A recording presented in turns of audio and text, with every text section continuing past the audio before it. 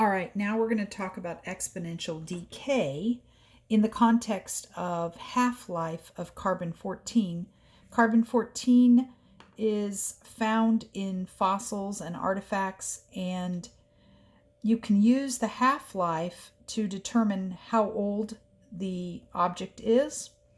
So carbon-14 decays exponentially, and the half-life is 5,715 years. What that means is, after this amount of time, half of the substance of carbon-14 in the object is going to be remaining.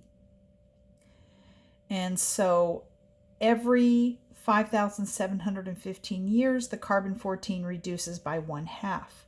Now, the model for exponential decay is A equals A0 e to the kt, and k is going to be negative because you're talking about decay here. But if you want to talk about a proportion such as half left, you're going to divide both sides by A0. So your equation is going to be expressed like this. The original amount is A0 and A is the current amount. And so that ratio or that proportion is a percentage or a fraction like 1/2 or 50%. So to calculate the K value for carbon-14, you're going to have 1/2 is equal to e to the 5,715 times K. So we plugged in that T value to get 1/2. And solving for K, you get negative 0.000121. And you want that to be a negative because we're talking about decay here. So let's look at an example. So now I'm moving to page 5 of the notes, and it says to use the exponential decay model for carbon-14 to solve the prehistoric cave paintings which were discovered in a cave in France. You want to find the date.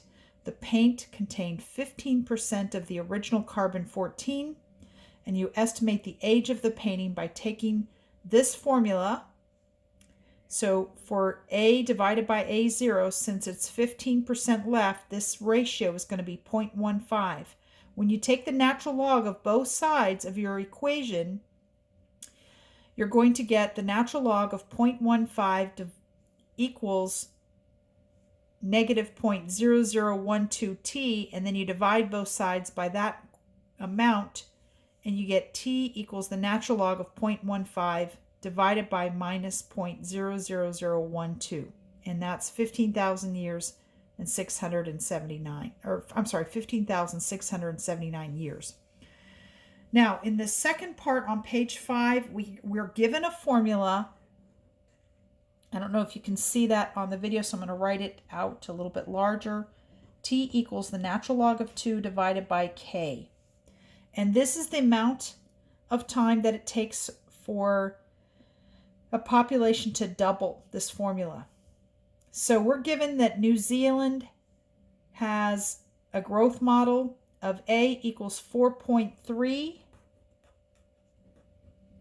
e to the 0.01t. So K is 0.01.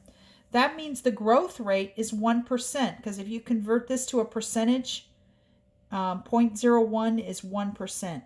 Now, the second part asks you, how long will it take New Zealand to double its population? Well, we use this formula here, and it's the natural log of 2 divided by K, which in this example is 0.01.